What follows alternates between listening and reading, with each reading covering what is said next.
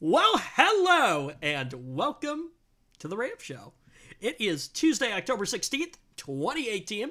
We're back with another great show for you this week.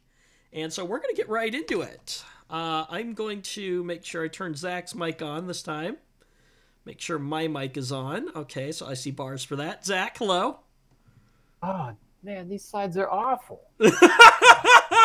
So, what are we doing?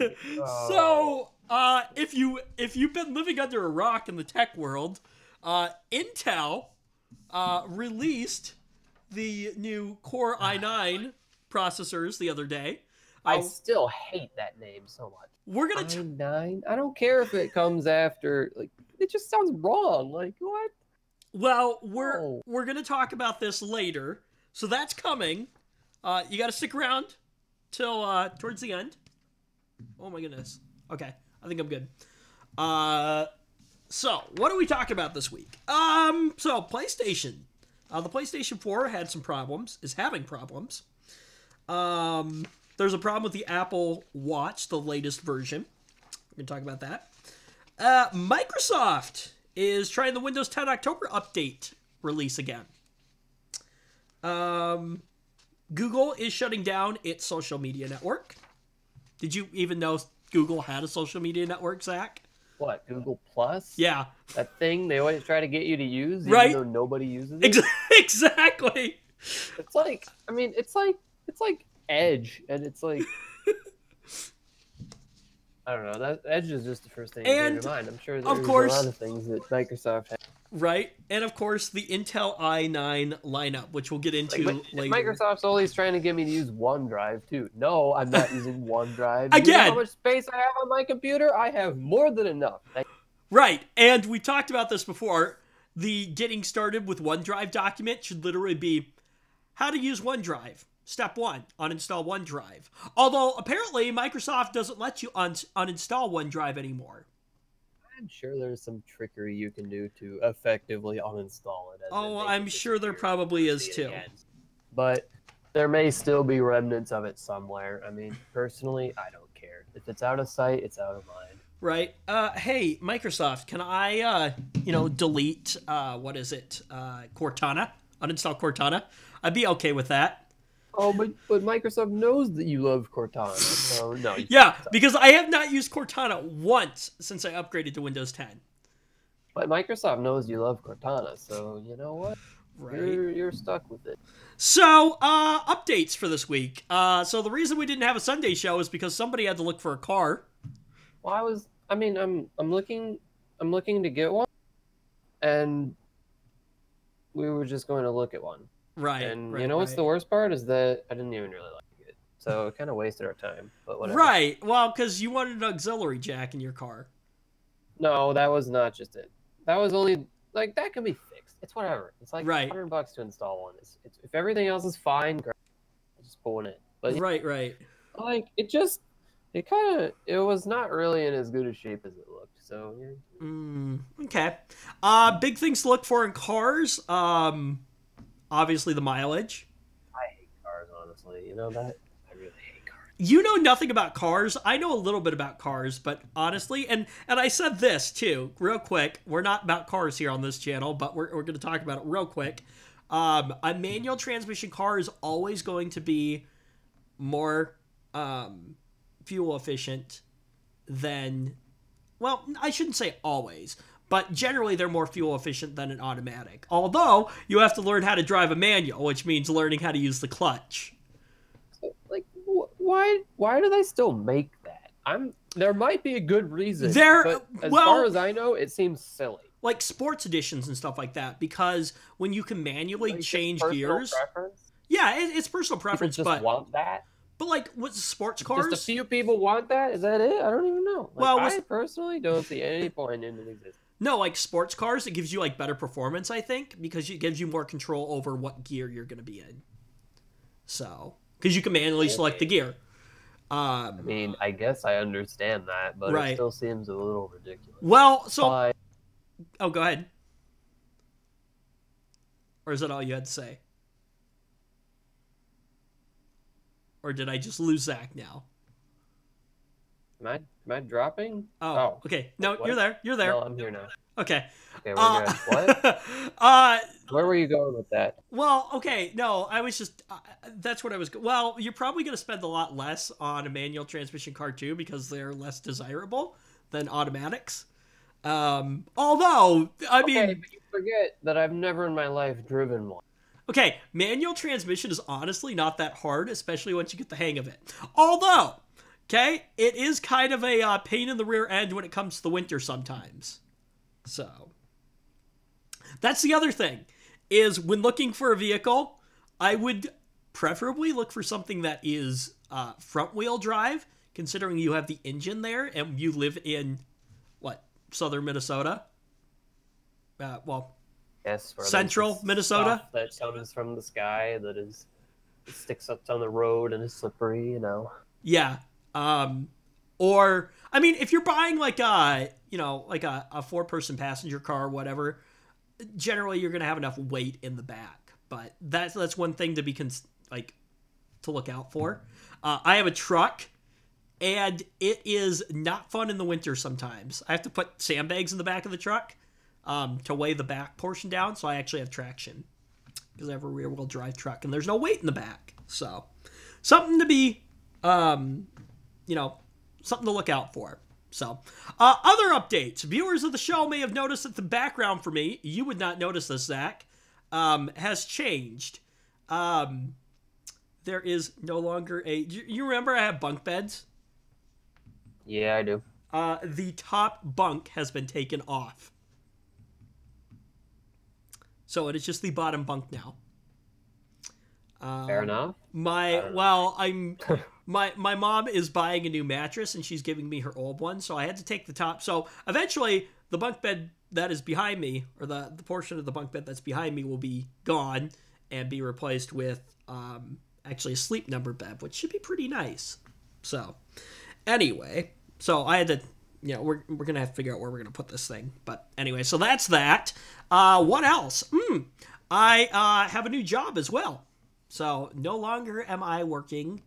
Well, I am and I'm not. So I still work with the TV station in regards of filming sports and stuff like that. But other than that, I am no longer there. Which hopefully some better hours. So what that means for the show is we may be changing times. I'm not quite sure. For a while, we're good though, Zach. So. Well, I mean, we've not been the most reliable anyway, so. What changes? So anyway, that's that. But no, my new place of employment, we generally sell batteries and bulbs. So make that out as you will. And then device repair and stuff like that. So, so Kim walks in yesterday, right? And so he's got like a case on his phone, right? And I guess this kid's been in a couple times. And so, he comes in and he's like, yeah, the screen's separating from the frame or whatever. And my manager's like, have you been picking at it? He's like, no. We all get back, into the back, and they're like, he's picking on it. It sounds like this kid has been in like multiple times, and it's getting to the point where it's like, we don't want to deal with him anymore. And so we might just cut him off on the warranty service. Because, like, legit. Oh, he's using the warranty. Yeah, but it's like I was going to say, who cares if he's paying? Right, but he has to, there is no other way. Like, the adhesive, 2 of the 4 sides were, picked and, separating. Adhesive doesn't just, yeah, sometimes the adhesive can go bad, but it's one solid piece. It's like the digitizer, and then there's a frame that kind of goes with it, and that's all one piece. So it's not like you just glue the screen on and it would start coming up. So anyway, so that's a thing. So yeah, back in the customer service industry, which, well, so. Zach, I won't go too far into this, but Zach is also working in the customer service industry right now. How is that going? Well, I don't see you. I don't know. People are dumb. Whatever. I can't see Zach. I really can't see Zach working in the customer service industry. Look, I just want to put that on my resume. That's all. You know that? Because I have seen a silly number of companies that look for that, and it just makes no sense to me. Like, why does somebody who just works in the back in the IT department even need this? Because they want good people skills. I mean, you know. So, anyway. But you know what? People are stupid. That's all I'll tell you. That is true sometimes. So stupid. That is true. Okay, so I mentioned this a while back. So my church is doing some renovations, or did some renovations. So now we have a new gathering space, and they are now putting in a projector, and they hired somebody else to do all that. Why they didn't ask me, I'm not quite sure. So anyway, so I'm down at the church this morning talking with the guy, and I don't know how this project is going to go. I explained to the fact, okay, let's see if you understand this, right?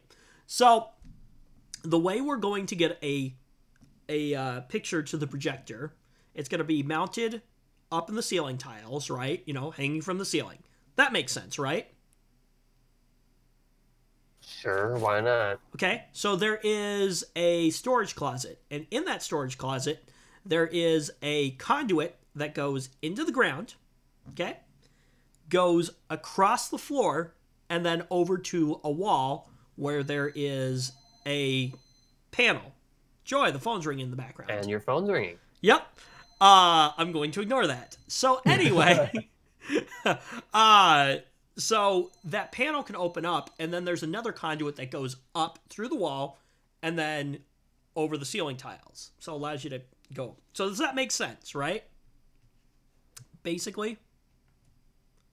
The part that should make sense is that there is literally an Ethernet cable that is ran from the electrical closet to above the ceiling.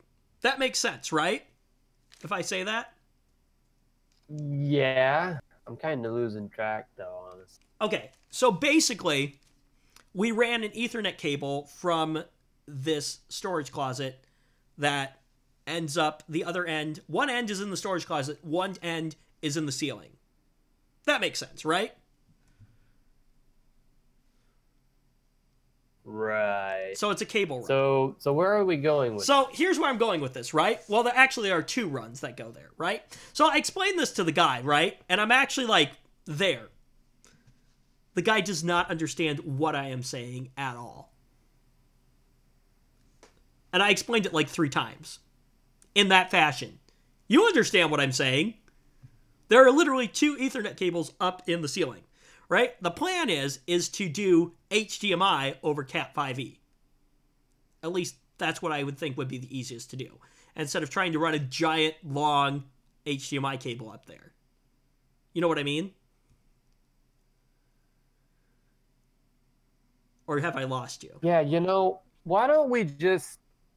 Here's a better way to say it. Wiring sucks.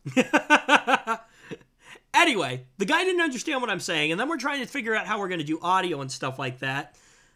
I'm going to be very surprised if this actually comes together and actually works, because I have a feeling at some point... You kind of lose me when I don't have a picture to look at it. Right. Sorry.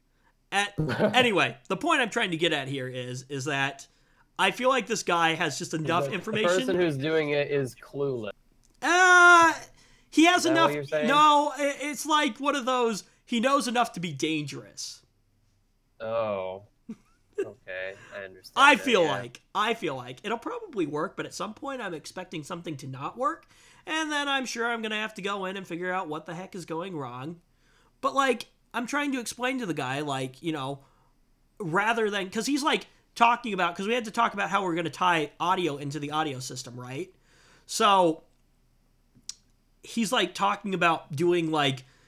audio over Cat5e, and I'm like, what? Why would you... Literally. Okay, now that's kind of... Right? Now we're getting into weird territory. Because I'm trying to explain to this guy, right? Okay, do your picture, you know, with... There's already a Cat5e cable going up there, right? So, just do HDMI over Cat5e. That covers your picture, right? Okay. Pretty simple. You understand that, right? That should cover your audio too, because Right, but here's the problem. HDMI is Right. picture and audio. Well, yeah, but see, here's the problem, right? We're not going to use the speakers on the projector because they're crap. Oh gosh, I can only imagine. Okay. And not every device, because believe it or not every single laptop has an HDMI port on it. Oh yeah, that's fine. So I mean, the newer ones. It's becoming quite universal, but it's not completely universal. To cover everybody. It's not like a USB port where anything in the last several decades probably. Right, but to cover the audio solution, I'm trying to explain to this guy. I'm like, why don't you literally just run a giant auxiliary cable through the wall panel, through the conduit, back into the utility closet, and then plug it into the audio mixer? And he didn't understand what I was trying to say. I was like, holy crap, dude. And I explained it like 3 or 4 times. That seems pretty simple, right? You understand that concept. Sure, why not? Literally. I mean, it's simple enough. Literally. But wiring sucks. Right. You know that? But literally, giant auxiliary cable. Don't try to complicate it by, because he's talking about splitting the HDMI audio signal off, you know, with like some kind of splitter thing where, you know. Oh no. Just run another one. Yeah, just run a giant long auxiliary cable. One end plugs into the headphone jack. Other end plugs into the mixer. You're already running cables. Well, no, the Ethernet cables that go up are already there, so we'd have to run another wire. But my point is, like, legit, okay? Oh, there are, okay. So you're not running cables. Picture? Well, unless you did the auxiliary cable. I don't know what he's planning on doing. I just ended up getting so frustrated. I was like, you know what? There's an Ethernet cable up there. You can use that. Don't touch the other one. Because there's 2, because the idea is to put a access point up there at some point. And he's like trying to tell me, like, well, why don't you just put the access point in the closet? Which is a viable solution, yes. But here's the problem. Not only is it off-center of the room, but you're going through the wall then, which is going to degrade the signal. Not much, mind you, but still. Like, where are you going to get the best coverage? I don't know. Literally in the ceiling in the middle of the room. So, as long as he doesn't touch my other Ethernet cable, I don't care what he does with the one. But he's probably going to end up cutting it. I don't even know if this guy knows how to terminate Ethernet cables, so I feel like this is going to be a giant disaster, and I don't want to work with this guy because he just doesn't understand, and apparently my opinion means nothing. So, yeah. It's hard to find good people to work with sometimes. But I feel like this is going to be a giant pain in my rear end at some point because inevitably it's not going to end up working at some point probably. And then I'm going to have to figure out what he did and how he wired things and be like, why is this wired this way? So, anyway. All right. Let's actually get into tech topics here. So, PlayStations. What do you think about PlayStation, Zach? They belong in the dumpster? Console peasants! Yeah, daily, not daily, but obligatory PC plug. Right? Way better. So, PS4 owners are warning of a message on Reddit and social media. Have you heard about this yet? Warning of a message? No. Yeah, so basically the message... Actually, maybe. So the message is containing a string of characters that causes the console basically to seize up and then crash. Ah, I have heard of that. it's like the text you can send to an Apple device and it will just reboot. I think they fixed that now, but yeah, exactly. I'm sure they did, yeah. So in some cases, the whole console actually needs to be factory reset to fix the problem. That's amazing. Oh no. But yeah, no, you're exactly right. Bugs like this have happened on like the iPhone. There was even one for like Google Chrome that would crash Google Chrome. So if the reports are true, and it sounds like they are, Sony should be responding quickly, and they're going to hopefully roll out a system update. Once they roll out said system update, you should then immediately buy a gaming PC. Yeah, I mean, I guess. So, or the only issue is really that, like, I mean, what do those cost? Like $400? It's kind of tough to do a nice PC for $400. It really is. That is true. And I hate that. I know that it's possible. It's possible, yes, but I don't know. I always hate those ultra budget price point builds because it's like you just always have to skimp on something. And in my opinion, it's better. It would be better to just save a little extra money and just do it better. Oh, I do hear the dog in the background. It's not bad though. It really isn't. So, I'm unveiling one of our brand new graphics right now. So I created a new graphic. It is basically the two of us, even though somebody still doesn't have a webcam.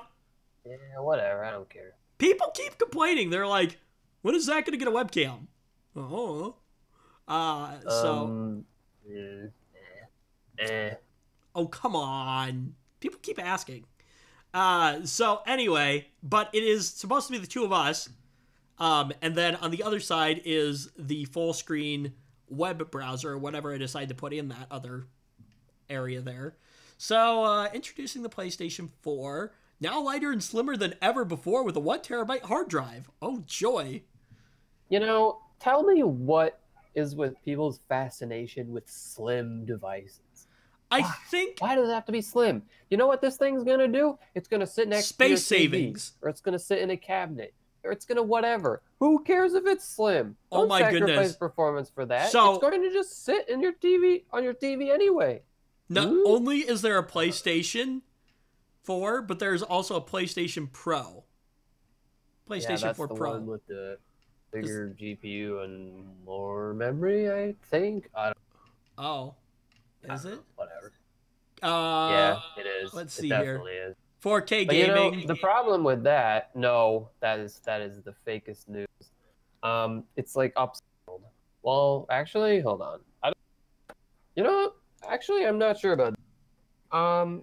I think it does do 4K, but I mean, there's obviously compromise. Dynamic 4K gaming. PS4 even Pro utilizes... on the PC. Even on the PC, 4K is not really totally there yet. So what do you think it is on the console? Of course there's going to be compromises. Although I think it actually does work. And does it? I forget if it's 30 FPS or 60. I just sent you the page. Right, okay. Well, all I know is that the 4K thing that they go on and on about is specific to certain games, and it's not perfect, but it does work. I'm pretty sure it's not. There's a boost mode on this. Oh my goodness. Let's see here. So I don't know. Boost mode. Woohoo. Let's see here. Oh, about 300 at Best Buy and GameStop for the regular PlayStation 4. That's really the only upside, is that they're actually relatively cheap. But the Pro one is 400. You can, and I think successfully, make the argument that between having to pay to play online and paying, generally speaking, more for games, it's not worth it over the PC. But I don't know, whatever. It is what it is. Right. So, there are some ways to protect yourself if you have one. So, reports say using the PlayStation app on Android or iOS, you can delete the message before starting the console. So that should help. And that's actually enough to not cause the problem. And then they're also talking about restricting messages to friends only.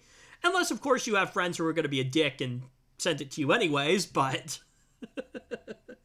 yeah. And that can be done either on your browser, I'm sure by signing into your account, or on the console itself, if you haven't gotten the message already. Now, worst case scenario, you can try rebuilding the system database. So basically, you boot the console into safe mode, which I didn't know you could do, but apparently that's a thing. And they say it shouldn't, quote unquote, shouldn't impact data. So, yeah. That apparently is a thing. So, I don't know. I don't have this problem because I don't have a PS4. Yeah, you know what? You know what doesn't have this problem? PC. Unless, you got the new Microsoft update and it just deletes your data. Oh, right. Yeah. Okay. So that's not PC. That's just Microsoft being stupid. That is true. That is true. So, yeah. So that's what's happening with the PlayStation. I do have a PlayStation. I have the very first version of the PlayStation, and that's it. Or actually, it might be a PS2. I can't remember. It might actually be a PS2. But I never use it.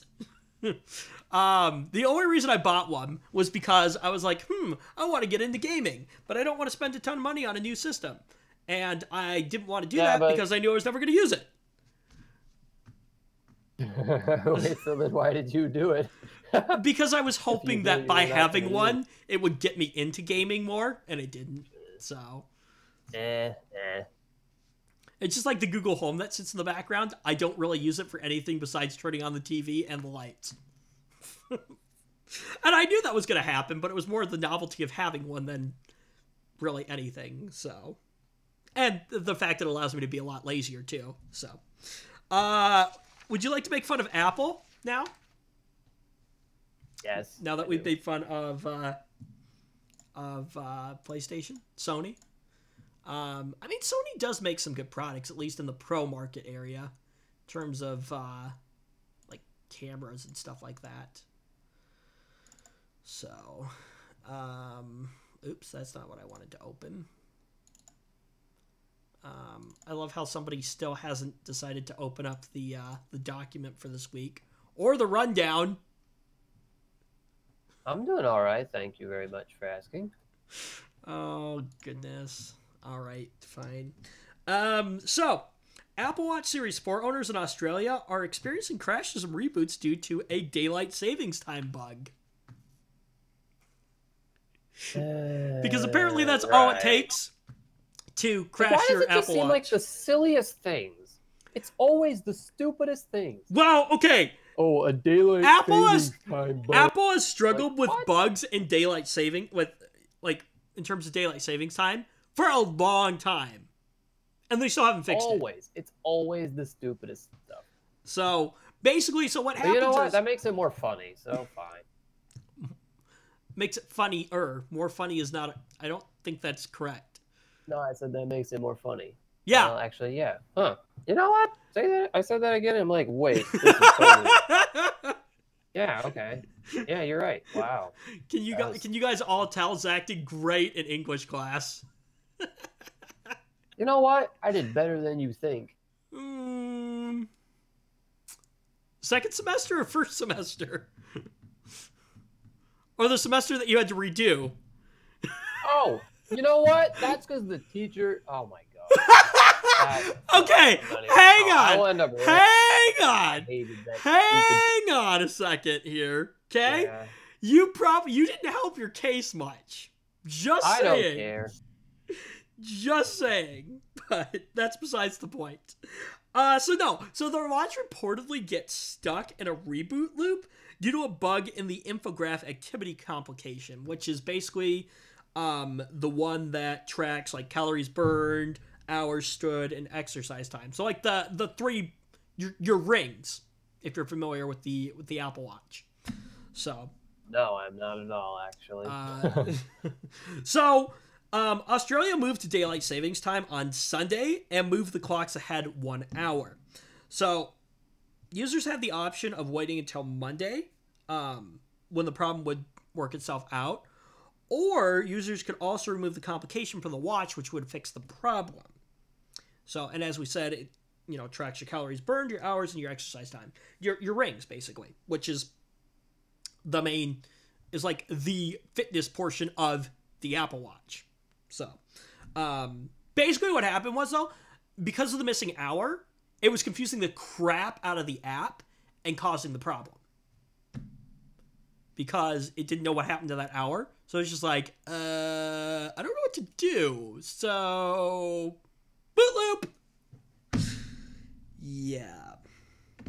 So, now, Apple has plenty of time before this problem happens again, because we're going to be switching and stuff like that, and I think the UK is going to be switching at some point here soon too. But yet again, another daylight savings time bug for Apple, because like I said, this is not the first time that this has happened either. So, which I don't understand. Shouldn't the watch be smart enough to figure out daylight? Like, I don't know. I guess I don't know how complicated that actually gets. Well, what it probably boils down to like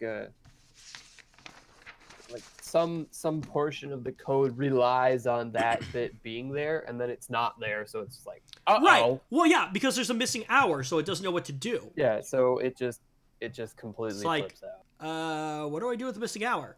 Why not just? There's probably some bit that really depends.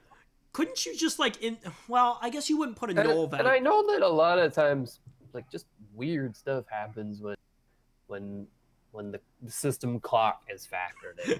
Do you remember? Well, we were too young, but way back when you could set an iPhone to like some specific date and time, yes. And it would okay. So you know what the problem was? You know what the problem was? Yeah, because it would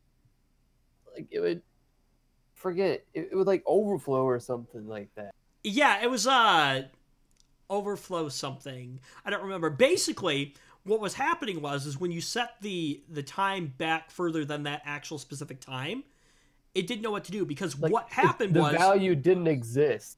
Well, yeah, the value didn't exist. Or it ended up with like a negative value or something. Yeah, it was a negative value, because what happened is that specific time, I don't remember what it is, that specific date and time was the start of starts. Well, right? Well, that was the start of when like computer clock started, and basically what it's been doing is it's just been counting seconds, basically. Yeah. So that time was zero, and of course you can't go under zero. Then when you go negative, it's like, whoop, there goes everything. And they didn't build any protection in, to the system, to prevent you from being able to do that. And so, yeah, it created like some kind of like overflow or something like that, or I don't remember. But basically, what happened was it freaked out. So, in all reality, that's what happened. So, but yeah, and yeah, there was the bug with like Google Chrome that would cause like Chrome to crash or something like that. There was one in Twitter. I think, or something like that. So, it's just weird little things, but anyway. Weird little things happen with the system time. Yeah, yep. So, all right, we're going to do this real quick. Microsoft news time. Your favorite time of the day. Yay. Favorite time of the show. So, we talked a couple weeks ago, last week actually, about how Microsoft released the Windows 10 October update, and there were some problems. Mainly with what, Zach? Something. Goodbye to your data. Hope you didn't want it anyway. So Microsoft is re-releasing its October update. It did it last Tuesday. And there were only a few reports of data loss at a rate of 101%. So, not very many, actually. So, the re-release, rep release, is what I have in the notes here. Oops. But the re-release will be pushed to Windows Insiders first, actually. So, basically what's going to be happening is they're going to retest it to make sure there's no problems. But this is what happened, okay? So the problem was related to users that enabled no folder redirection to redirect folders like the desktop desktop documents, pictures, and screenshots from the default location. Why you would do that, I'm not quite sure. But anyway, so the new code in the latest update deletes the empty and duplicates known folders, but it appears that they weren't always empty, I guess. So it sounds like maybe all the data didn't quite get copied over when you did that. And so when it deleted the other folders, it was deleting stuff that was still in there that didn't get copied over. That's what I take on it. And that would explain why things started disappearing on you. So, now, Microsoft says that they have developed fixes to address a variety of problems related to these folder moves. And the fixes are now being tested with Windows Insiders. Okay. I guess the obvious question becomes, why did nobody catch this in the Windows Insider preview? Yeah, what happened to that? I thought they were supposed to be testing it so thoroughly. Well, it could be related to this. So the testing community, such a huge thing. Well, okay, so the testing community actually did flag some issues, but surprise, surprise, Microsoft is dumb. Microsoft actually, you know what? No, this is the better part. This is even better. Microsoft appears to acknowledge this. So, yeah. Okay, yeah. So they knew, but I guess they forgot to fix it. Or something. Like well, that. So the other thing that's coming out of this is that Microsoft is making some changes to the feedback tool, so that users can mark the severity of the problem. Oh, and probably some idiot didn't mark it as very severe. No, I don't think I think it was just like literally like a contact form that was built into I don't even have the feedback. Yeah, I don't have the feedback app on here. But I think it literally just opens like legit like a form. It's like, what's your name? And what's your problem? And here your comment section. Like, I don't think there was ever a way to like set the priority, which probably, if that's the case, means that, you know, Microsoft is just getting a bunch of reports and there's no way to really check the severity of them. So I'm sure if that's the case, somebody was just like, oh, okay, here's something. And then it probably got overlooked. So that's the idea behind being able to mark the severity of it so that they can, you know, rank things higher or lower on the priority list. Although why that wasn't a thing in the first place, I'm not quite sure. But that's Microsoft for you. If we've learned anything. So, now, the update will be... bugs happen, fine, but this is ridiculous. Right, yeah, exactly. So the update will be released to consumers when there are no more, quote unquote, no more issues. Shall we talk about the issue of telemetry data? That is an issue, but I feel like issue is not quite a strong enough word. Or my data is gone because of you. Mm-hmm.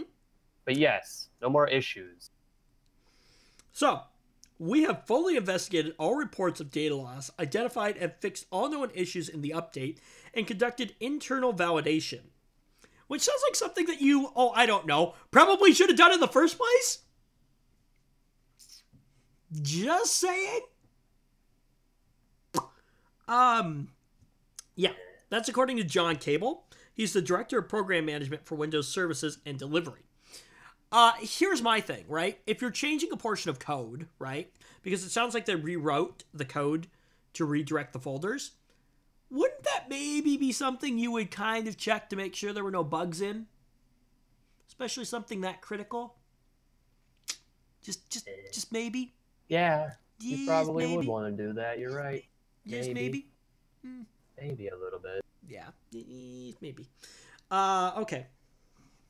Moving right along. Microsoft sucks. I'm just going to throw that out there. I'm going to get this real quick ready to go because I think this will work. So, I have to talk to you and the viewers about something really cool, but we'll do it when we get to our next story here. So, sweet. Okay. Oops, I gotta hit a button. Hold on. Sweet. Okay. So, Google hit a major Google Plus security flaw that exposed users' personal information. Yeah. Oh. Google exposed the personal information of hundreds of thousands of users of Google Plus. which they announced in a blog post on Monday morning. Yeah, I didn't Monday know morning. hundreds of thousands of people even use Google Plus, to tell you the truth. Well, I think you kind of have an account created for you when you sign up for Google. Right. And I'm sure Google loves to count all of those people who have had their account created for them but don't actually use it as you. You know, it's funny if you think about it.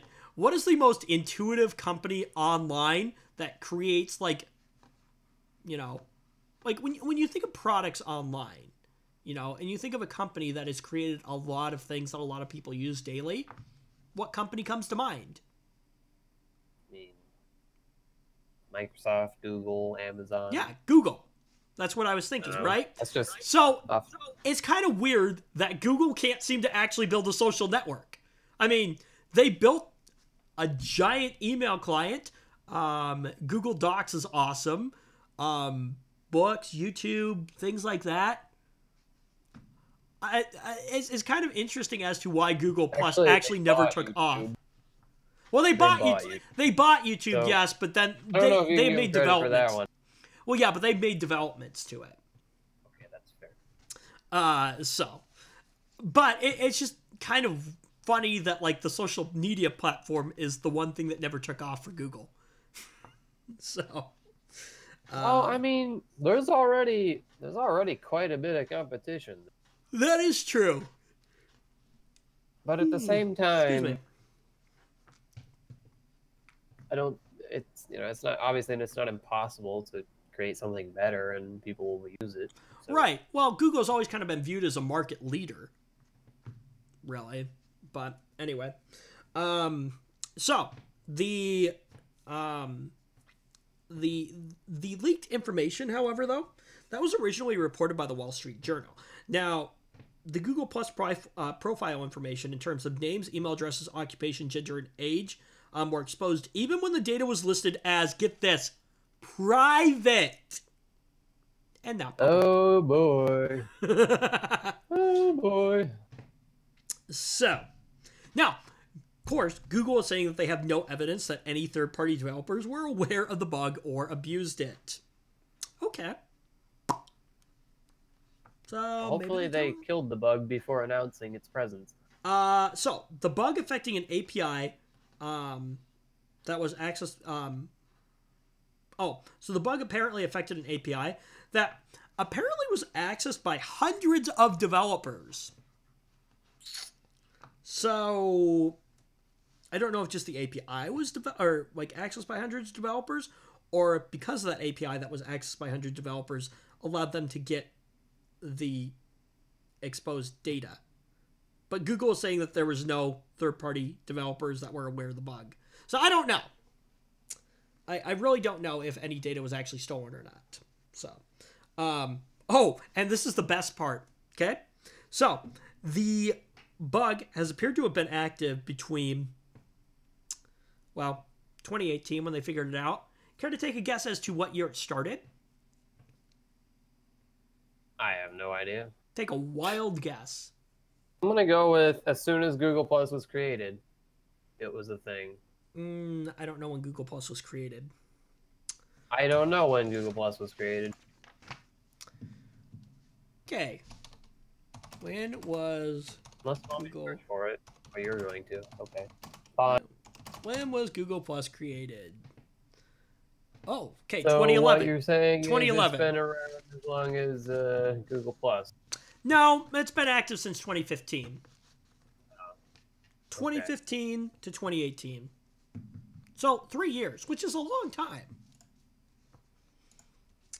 Yeah. Very, very long time.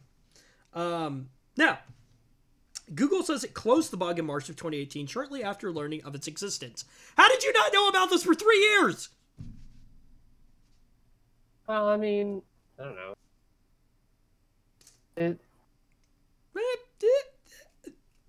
I don't even know, I guess. Yeah. So, the Wall Street Journal reports that the company chose not to report it because of fear of immediate regulatory interests. Basically, they were worried about getting tied in with, like, Facebook and all of that. So why not Well, what? Well, Wait, you know, Facebook is so they fixed it and then kept knowledge of it secret still, right or because they just didn't fix it. no, they fixed it. It looks like in March of 2018, but didn't say anything. Oh, right. Okay. Because they didn't want to get tied in with the whole, Facebook exposing data or whatever it was, or sharing data or selling it or whatever the whole thing was. But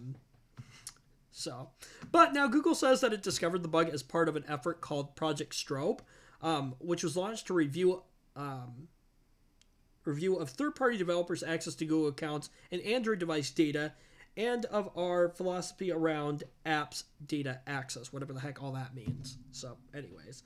Now, as a result of this bug, Google Plus will be shutting down. Yeah. See, because 90% of sessions lasted less than... Any guesses? What is it? Take a wild guess. How long did 90% of sessions last on Google Plus? Oh, oh my gosh. Less than a minute. Oh yeah, it's less than a minute. Any guesses? Yeah, I'm gonna go with that. Less than a minute. Somewhere in the neighborhood of 5 seconds. Yeah, what? 5 seconds. Okay. 5 seconds. Yeah. Because people saw Google Plus and they're like, "Ew, get this on my screen." Right. So about 500,000 user profiles were affected by the bug. That is a lot of profiles. That is a lot of names, a lot of email addresses, and just that information there. Now, the shutdown is going to be taking place over the next 10 months and concluding in August of 2019. So, yeah. All right. So, Google Plus will be actually, it will still be around for, like, businesses, I guess.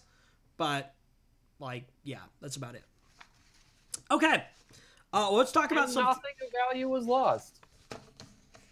What do you mean nothing of value was lost? What do you mean by that? I mean that nothing of value was lost. Oh. Google Plus is going away and no one cares. Right. Okay, I get what you're saying now. Okay. So, before we get into the next story here, we are going to be talking about Intel's 9th gen chips, which I'm sure is going to give Zach a lot to rant about here. I wanted hyper-threading. Why are you removing features that have been present for decades, Intel? Tell me, why are you doing this? Because you want me to spend more money? Well, how about I spend more money at your competition?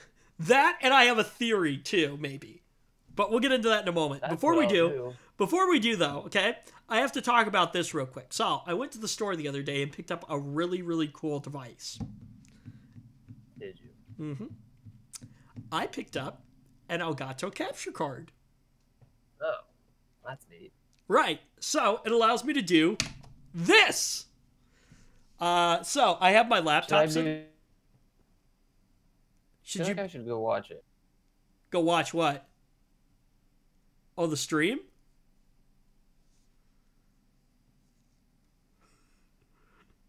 Did I lose Zach, or are you still there? I am still here now. Okay. Are you opening the stream? Is that what you're doing? No. Oh. I was wondering if I should. I mean, you can if you want, or you can watch it afterwards once it all processes. I'll watch it afterwards. I don't care right now. So anyway, no. So it's allowing me to basically take the screen from a laptop over here and put it in the box on the computer here, which is really cool because now I can do like cooler graphic stuff and things. So I'd love to find like some character generator software so I could do like lower thirds and other cool graphics on the screen, but yeah, for now I've got a solution that works. But this is pretty cool. So the Core i9 processors, Intel is calling them the world's best gaming processor. Blah, blah, blah. Although I will say this: apparently the benchmarks, that's the word I was looking for, were like goofed or something like that. Because I guess the ones in the slides are not actually super accurate, I guess. I was watching Linus this morning.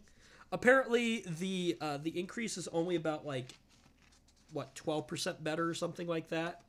So I guess maybe not necessarily the world's best gaming processor, the world's fastest gaming processor though. But anyway, we'll get into that in a moment. So here is where we run into trouble. Here's where we run into trouble. Tell me, Intel, tell me why I need to invest in this versus what you had last year. Oh, you mean with the 8th gen? Yes. Tell me why this is so awesome. So and why 8th gen is garbage now. Yeah. Well, okay. So hang on. Let's get into this real quick. So Intel's 9th generation of desktop processors is here now. We've talked about that, and the company announced the new chips on Monday, last Monday, that is. So they've been out for a week now. So Intel revealed its new Core i9-9900K, the i7-9700K, and the i5-9600K. And this 9900K, it should have been the 9700K because it has hyperthreading. The 9700K has no hyperthreading.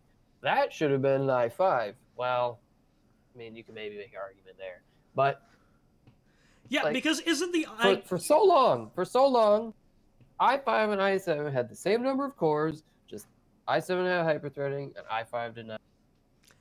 So what was wrong with that? I don't know. Go? Well, let's look at the... Now you have to pay even more for hyperthreading?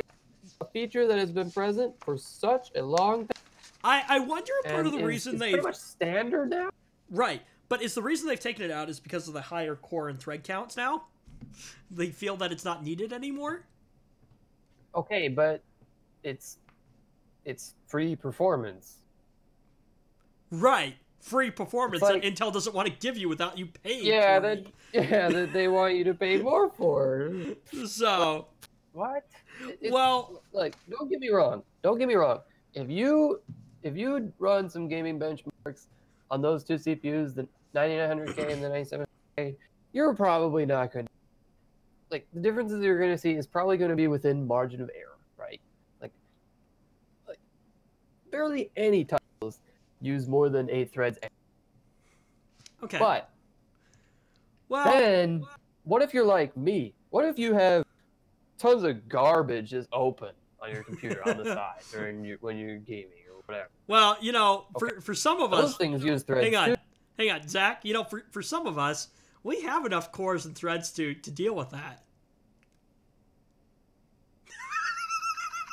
Now you don't get to say that because that's not what I'm talking about. And actually, I do have enough cores and threads to deal with that. Barely. Okay. I love that at the end. Barely. But you know what? It just like, why? If you're trying to play something that's going to use these 8, anything else that's going to utilize those threads, that's going to need those resources, is going to cut into your performance. So let me just ask you this real quick, Zach. So in a pure gaming benchmark where nothing else is running, fine. It's going to be basically... Let me ask you this real quick, though. How are... oh, these are the Threadripper chips. Well, we'll compare those in a moment. What I was going to ask is, how are your 4 cores holding up there, Zach? Fine. Fine, I guess. I don't know. I mean, I would like some more. I'm going to get some more. Threadripper or just Ryzen 7? I'm probably going to get a 2700X, but when the 2920X comes out, I'm going to go and look at Micro Center, and I'm going to see if they can come in with a super slick bundle deal on a nice board and the CPU. I might bite because 649, yeah, and then like the board's going to cost you like 300. All the threads. Give me all of them. Give me all of them now. Like 24 threads. 24 threads. The 29, yep, 20X. That's right. So, what am I looking for? Oh, I know. The only reason I think about it is because I'm not going to obsess over every last frame. Like, yes, I'm aware the frame rates are just ever so slightly inferior to Ryzen 7, but whatever. Just give me the threads, please. I will definitely use. So, all right. We'll talk about those. I'm the idiot with 1,000 things open, and I don't want to care about it. So, okay, let's look at specs real quick, okay? So, for the 9th Gen Intel Core desktop processors, okay, we'll start with the 9th Gen Intel Core i9 9900K with a base clock speed of 3.6 gigahertz and a boost of 5, which apparently is only on one core. So. Okay, fine. Now, you know what that means? Is that it means in older titles where they only use one, you could see like actually truly top tier performance there. Fine. Okay. Like I will not argue that these CPUs are probably the best out there for, but value for money just isn't there for me. Oh, for sure. Yeah. So you're getting 8 cores and 16 threads, TDP 95 watts down the board, with 16 megabytes of Intel Smart Cache, whatever the heck that is. Oh, that's the caching on the chip, isn't it? Yes. Okay. All of them are unlocked across the board, so that is something, I guess. That's because they're all Ks. Of course they're unlocked. I would hope. I mean, geez, like, you know, hopefully we don't see. Now you have to pay extra for unlock too, even though they basically already do. I can believe it. So across the board, you get up to 40 PCIe lanes, which, okay. What do you even... Up to 40? Yeah. Tell me. What do you get? Say up to 40. That's odd wording. Up to 40? Well, because you're not necessarily going to use all 40 of them, are you? PCIe lanes? Well, yeah, but they're all available if they exist. They're all available, so that's why I'm saying it's up to 40. I assume that depends on the motherboard, I guess. Oh, okay. That could make sense, too. You have up to 40. I think what it's saying is it can support up to 40 PCIe lanes. But that's definitely a feature that is totally worth being aware of, because more and more things are using PCIe now. Your graphics card probably uses 16. If you have a high-end card, it will function fine at 8 most likely, but you can have 16. Your storage, I mean, if you got fast solid-state storage, PCI Express, yep, you're going to use some of that. Right. So, going to support up to 2 channels of DDR4 2666. So, I mean, okay, do with that what you want, I guess. And that's across the board there. This is kind of cool, and this is the one thing I will say about Intel, is the support for the Intel Optane memory support, which is kind of cool. It's intriguing. Now, you know, I will counter with this, though, is that I forget all of the details and really anything about it other than I've heard of it, but I'm fairly certain that AMD has something similar. Do they? Although I think it actually, it's a piece of software that's designed to improve your performance, like Optane is, but Optane is more a piece of hardware. So instead of hardware, but instead of software. using a piece of hardware, it uses RAM. And I've heard rumors that it works really well. Might be something to explore now. Now, let's talk about pricing, right? For the privilege of owning a 9900K, it's going to set you back about just under $500. Just under $500. Now, let's take a look at this in comparison, though, right? With, I sent you the other graphic. And that's where the problem is. Right. That's where the problem is. The price tag is where the problem is. I just threw up the Threadripper system specs here. Okay, so for 600, actually, I wasn't even thinking about that though. I was thinking about how for like $350 tops, you can a 2700X with the same number of cores. Right, but let's look at this, right? Okay, so for $649, so about what? Well, if we're going 500, so about 150, a little less than $150 or so, you can pick up a 2920X with 12 cores and 24 threads. So, I mean, that is a thing, and that's, they're coming out in October. There's actually a legitimate counter argument though, and it's that Threadripper is not necessarily designed for gaming. Amazing if you are looking for every last frame. If you're looking for every last bit of FPS, Threadripper is just not.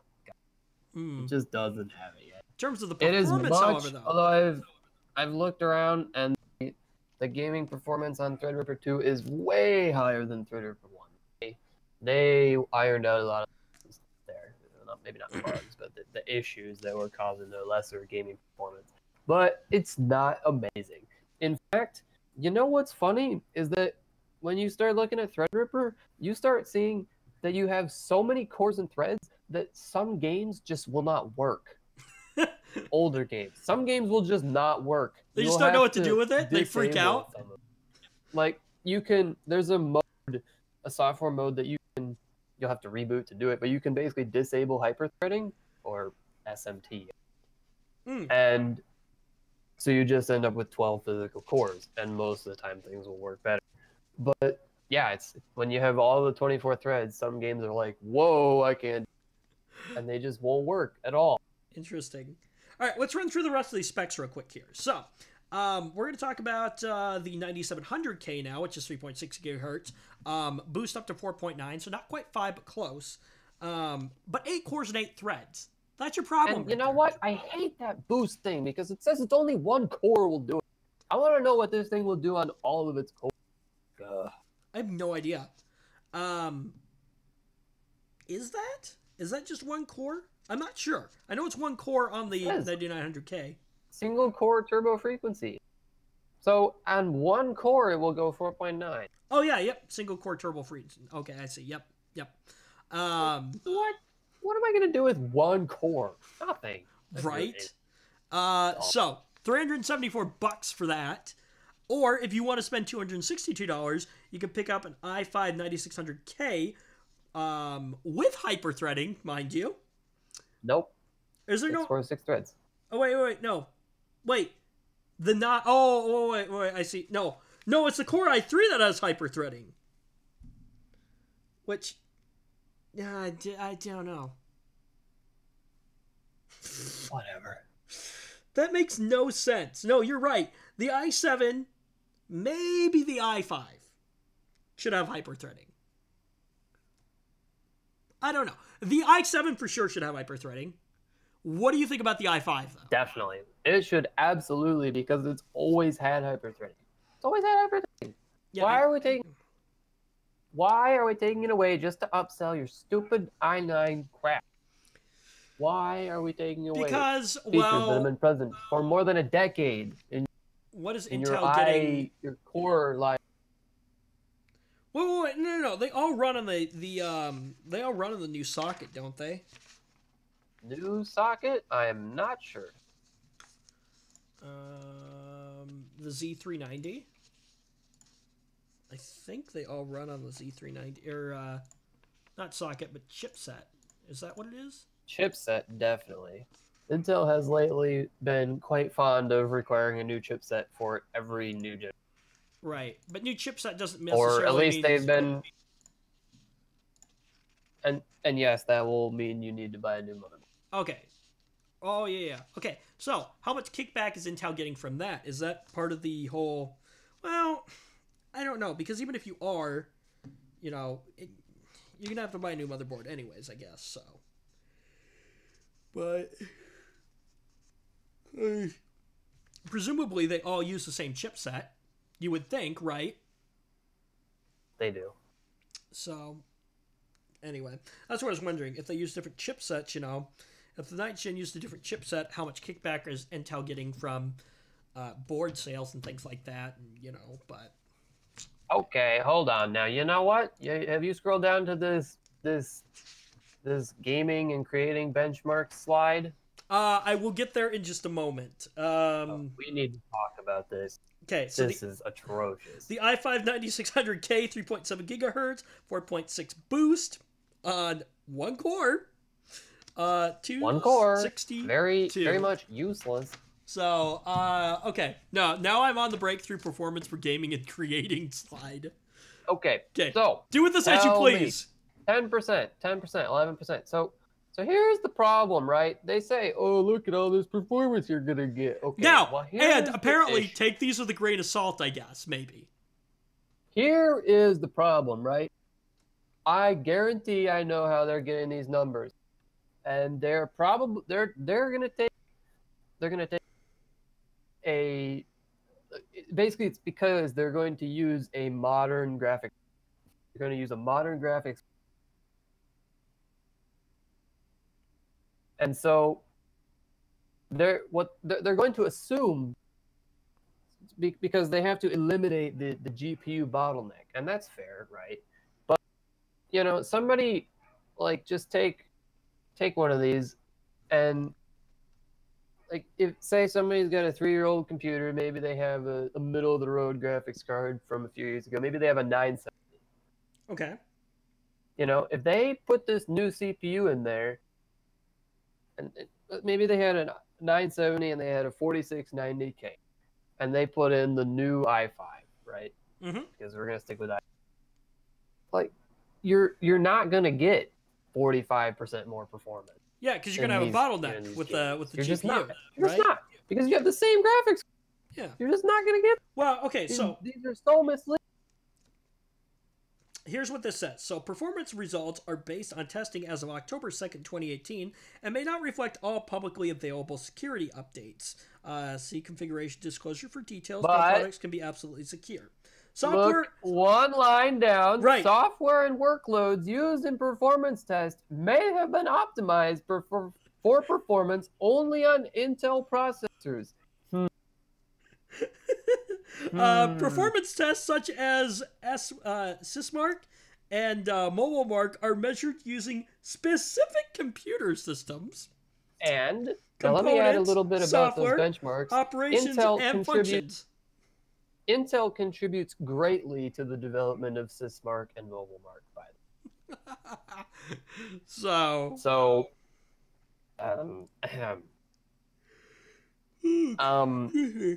and anyway, that whole second bit there, that is Intel's required to put that.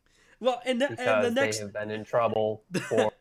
The next sentence even says some sketchy stuff relating to benchmark. Yeah, next sentence even says any changes to any of these factors may cause the results to vary. No, really? Yes, it's almost like if we take these benchmarks, that's how that works. It's almost like if you take some benchmarks and you cut out the parts that your processors are bad at and more heavily weight the parts that your processors are good at, you're going to crush the competition.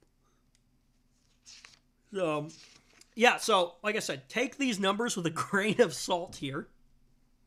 Apparently, you know what it means? It means disregard them completely. All right. So let me see where we're at here. So these new chips are actually still based on Intel's existing 14 nanometer process too. Yeah, because Intel can't seem to get anything else right these days. The 10 nanometer process is said to be awful. Really? At the moment. Well, so Intel has been using the 14 nanometer process as far back as the 5th gen Broadwell chips back in 2014, actually. Although, to be fair, their 14 nanometer is top tier because they've been doing it for so long. It had better be top tier with how long they've been. Well, the 9 gen chips are specifically using Intel's 14 nanometer plus process, which was introduced last year with its 8th gen Coffee Lake chips. So, I mean, that is something there. And Intel continues to delay the production of its truly next-gen 10 Cannon Lake chips until 2019, if it doesn't get pushed back again. Because didn't it already get pushed back once? I don't even know. I'm not sure.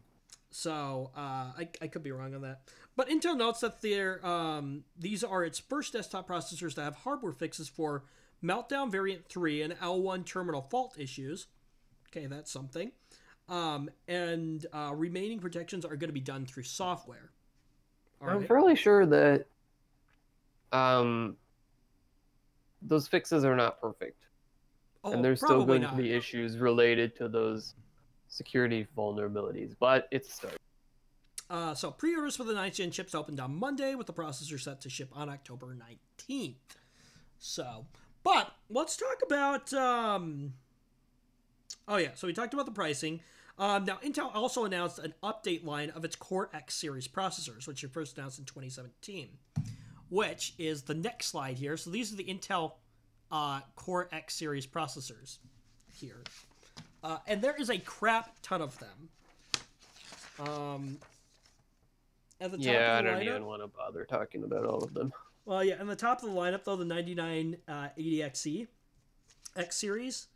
I'm sure these are more workstation. Yeah, do you know what $2,000 buys you from their competitor? Almost twice as many cores. Right. Let's look at Threadripper real quick. Let's go back to that real quick here. So the 2990WX is 32 cores, 64 threads. Oh wait, actually, it costs less. Yeah, 1,799. You can't even make this up. Intel wants to charge more for just a little bit over. Like, get out. Who in their right mind buys this? 32 cores, 64 threads, 3 point. Yeah. Okay. No. Okay. The base clock on the base clock here on the 9980XE X series is the same as the clock speed on Threadripper's 2990WX. The boost is a little bit higher, but only by 0.2. No. See, and not only, well, okay.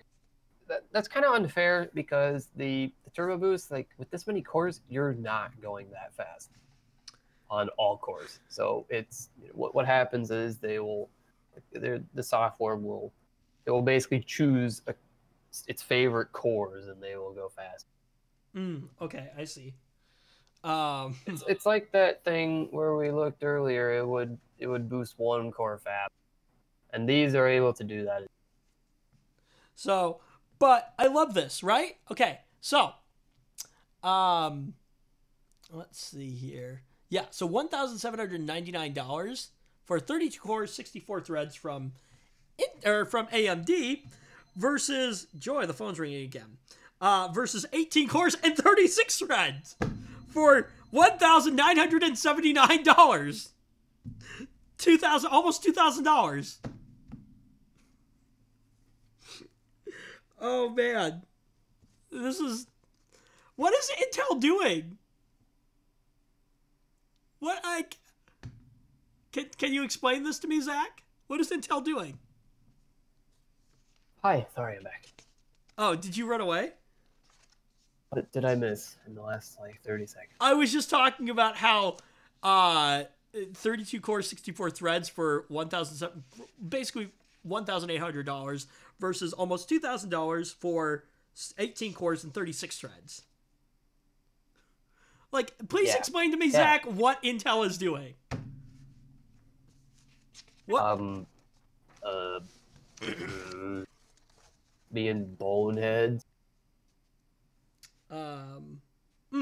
Okay, well, hang on. Let's look at this real quick here. So, I'm sure these are blowing out too, because here's the performance and the balance of architecture, design, and frequency. Up to 108% faster video editing in Premiere Pro.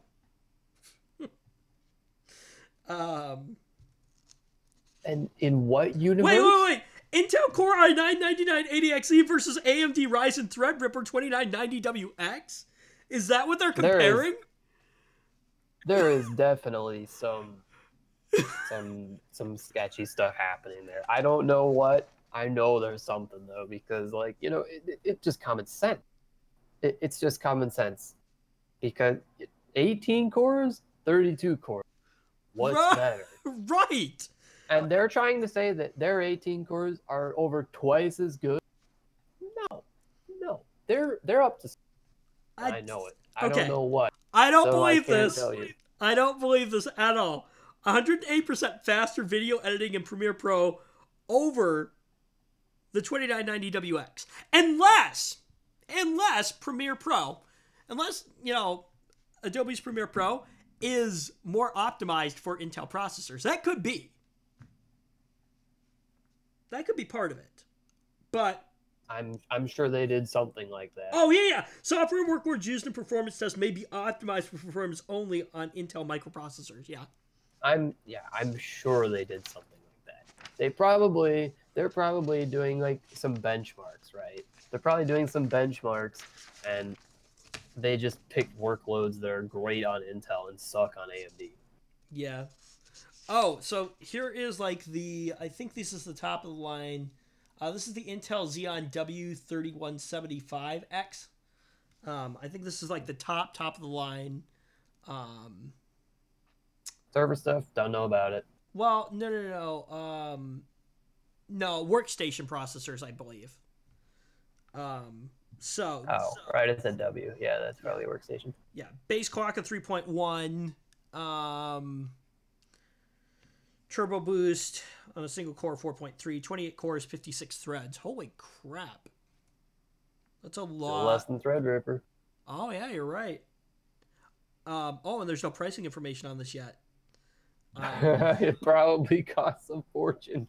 Oh, my goodness. The TDP's not that far off, though, from Threadripper. It's only, 5 watts more? It's 5 watts more for 4 less cores.